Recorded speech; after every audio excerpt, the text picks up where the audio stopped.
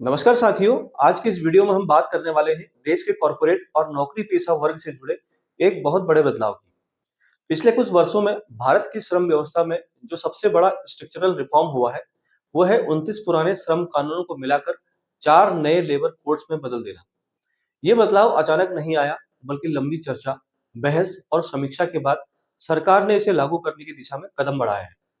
इन 4 नए कोड्स को 2019 और 2020 के दौरान संसद में पारित किया गया और अब सरकार इनको जमीनी स्तर पर सख्ती से लागू करने की तैयारी कर रही है। ये 4 कोड हैं: code of wages, industrial relations code, occupational safety, health and working conditions code और कोड ऑन सोशल सिक्योरिटीज। इन सभी को लागू करने की जिम्मेदारी मुख्य रूप से ministry of labour and empowerment के पास है साथियों। सबसे पहले समझ लेते हैं आखिर 29 कानूनों को बदलने की जरूरत क्यों पड़ी। भारत में श्रम कानून दशकों से अलग अलग समय पर बनाए गए थे साथियों। कोई कानून सैलरी से जुड़ा था, कोई इंडस्ट्री डिस्प्यूट से जुड़ा था, कोई फैक्ट्री सेफ्टी से और कोई सोशल सेफ्टी से। कंपनियों के लिए भी और कर्मचारियों के लिए भी ये सिस्टम काफी कॉम्प्लिकेटेड हो गया था। अलग अलग रजिस्टर, अलग अलग रिटर्न्स, अलग अलग नियम। नतीजा ये कि अक्सर कंफ्यूजन और अनुपालन में गड़बड़ी होती थी। सरकार का तर्क था कि इतने बिखरे हुए ढांचे की जगह अगर एक समेकित और सरल व्यवस्था लाई जाए तो पारदर्शिता यानी कि ट्रांसपेरेंसी और बढ़ेगी और अनुपालन भी आसान होगा। अब इन 4 कोड्स के जरिए श्रम कानूनों को 4 बड़े हिस्सों में बांटा गया है। पहला है वेतन से जुड़ा कोड, जिसमें न्यूनतम वेतन, समय पर भुगतान, बोनस आदि शामिल होंगे। दूसरा है इंडस्ट्रियल रिलेशन, जो है छटनी, ले ऑफ, हड़ताल और औद्योगिक विवादों को रेगुलेट करता है। तीसरा है कार्यस्थल की सुरक्षा और काम की परिस्थितियों से जुड़ा कोड। और चौथा है सामाजिक सुरक्षा, जिसमें पीएफ, ईएसआई, ग्रेजुइटी, मातृत्व लाभ जैसे प्रावधान शामिल किए गए हैं। अब अगर हम कर्मचारियों की नजर से देखें तो सबसे अहम बदलाव वेतन और भुगतान से जुड़े हैं। नए नियमों के तहत स्पष्ट किया गया है कि कर्मचारियों को समय पर वेतन मिलना चाहिए और हर महीने उन्हें वेतन पर्ची यानी कि सैलरी स्लिप देना कंपलसरी होगा। ये बात भले साधारण लगे, लेकिन निजी क्षेत्र में आज भी कई छोटे और मध्यम संस्थानों में कर्मचारियों को नियमित सैलरी स्लिप नहीं मिलती साथियों, जिससे पारदर्शिता की कमी रहती है। नए ढांचे में कंपनियों पर ये जिम्मेदारी डाली गई है कि वे वेतन भुगतान का स्पष्ट रिकॉर्ड रखें और कर्मचारियों को उसकी जानकारी जरूर दें। साथ ही पीएफ और ईएसआईसी जैसी सामाजिक सुरक्षा योजनाओं में समय पर योगदान जमा करना भी जरूरी होता है। एम्प्लॉइज प्रोविडेंट फंड ऑर्गेनाइजेशन यानी कि ईपीएफओ और एम्प्लॉइज स्टेट इंश्योरेंस कॉर्पोरेशन यानी कि ईएसआईसी में देरी से जमा या गड़बड़ी करने पर कंपनियों के खिलाफ कार्रवाई का प्रावधान भी किया गया है। पहले भी नियम थे, लेकिन अब उन्हें एकीकृत कोड के तहत और स्पष्ट रूप से परिभाषित किया गया है साथियों। एक और महत्वपूर्ण पहलू है कार्यस्थल की सुरक्षा। सरकार फैक्ट्री, मैन्युफैक्चरिंग यूनिट, निर्माण क्षेत्र या अन्य औद्योगिक प्रतिष्ठानों में काम करने वाले कर्मचारियों के लिए सुरक्षा मानकों को और मजबूत करने जा रही है। अगर किसी कार्यस्थल पर कोई दुर्घटना होती है तो नियोक्ता को निर्धारित समय सीमा के भीतर इसकी रिपोर्ट देनी होगी। इसका उद्देश्य यह है कि दुर्घटनाओं को छिपाया न जाए और सुरक्षा मानकों की निगरानी इससे हो सके। इसके अलावा कंपनियों को सुरक्षा ऑडिट करवाने और कार्यस्थल को सुरक्षित करने की जिम्मेदारी भी दी गई है। अब आते हैं साथियों इंडस्ट्रियल रिलेशन कोड पर।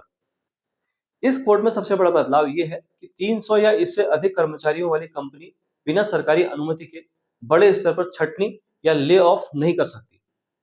पहले ये सीमा 100 कर्मचारियों की थी, इसे बढ़ाकर 300 किया गया है साथियों। सरकार का तर्क है कि इससे उद्योगों को कुछ लचीलापन मिलेगा, लेकिन 300 से अधिक कर्मचारियों वाली कंपनियों के लिए अब भी अनुमति लेना कंपलसरी होगा।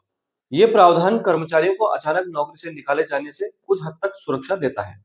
एक और बड़ा बदलाव फुल एंड फाइनल सेटलमेंट यानी कि एफएनएफ को लेकर आया है। अगर कोई कर्मचारी नौकरी छोड़ना चाहता है या उसकी सेवाएं समाप्त होती है तो नए नियम के अनुसार निर्धारित समय के भीतर उसका बकाया भुगतान करना होगा।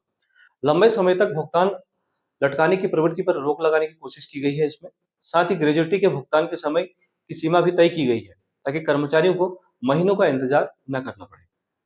अब साथियों आगे बात करते हैं सामाजिक सुरक्षा कोड की। तो इसमें गिग वर्कर्स और प्लेटफॉर्म वर्कर्स को भी शामिल किया गया है। आज के डिजिटल युग में बड़ी संख्या में लोग ऐप आधारित प्लेटफॉर्म के जरिए काम कर रहे हैं, जैसे डिलीवरी, कैब सर्विसेज या फ्रीलांस डिजिटल काम। पहले ये लोग पारंपरिक श्रम कानून के दायरे में स्पष्ट रूप से नहीं आते थे।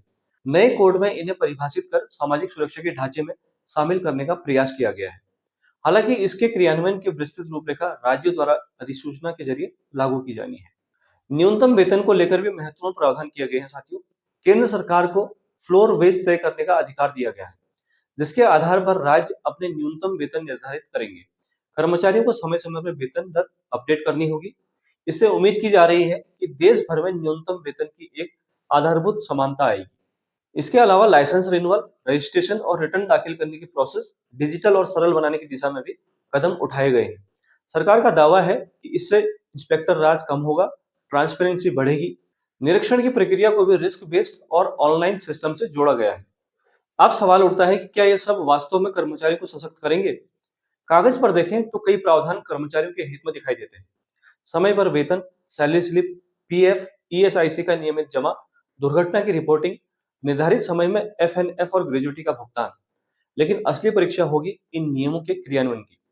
भारत में अक्सर देखा गया है कि नीति बन जाती है, लेकिन उसका इम्प्लीमेंट कराने में चुनौतियां सामने आती है।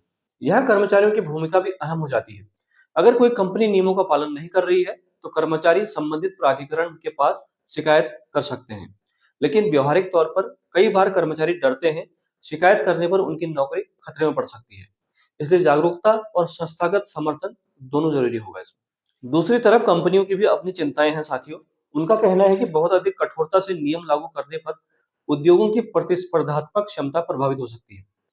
खासकर छोटे और मध्यम उद्योगों के लिए अनुपालन का बोझ बढ़ सकता है। इसलिए संतुलन बनाना जरूरी होगा।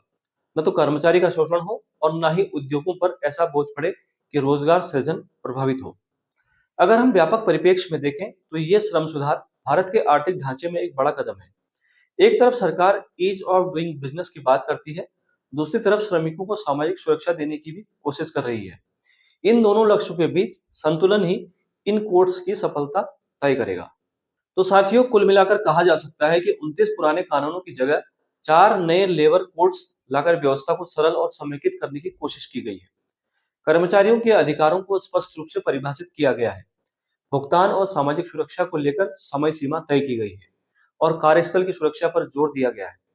लेकिन असली सवाल यही है कि क्या ये नियम जमीन पर उतरते ही प्रभावी होंगे जितने कि कागज पर दिखते हैं? आने वाले समय में राज्यों द्वारा अधिसूचनाएं जारी होंगी और वास्तविक क्रियान्वयन के बाद ही इसका पूरा असर सामने आएगा। तो साथियों, आप क्या सोचते हैं? क्या ये नए लेबर कोड्स वास्तव में कर्मचारियों को सशक्त करेंगे या फिर ये बदलाव केवल कागजी ही साबित होंगे? अपनी राय हमें कमेंट बॉक्स में जरूर बताएं। चैनल पर पहली बार हैं और अभी तक आपने चैनल को सब्सक्राइब नहीं किया है, तो ऐसी जानकारी के लिए आप चैनल को सब्सक्राइब कर सकते हैं। हम मिलते हैं एक नई वीडियो में नई जानकारी के साथ। तब तक अपना ख्याल रखें। नमस्कार। जय हिंद।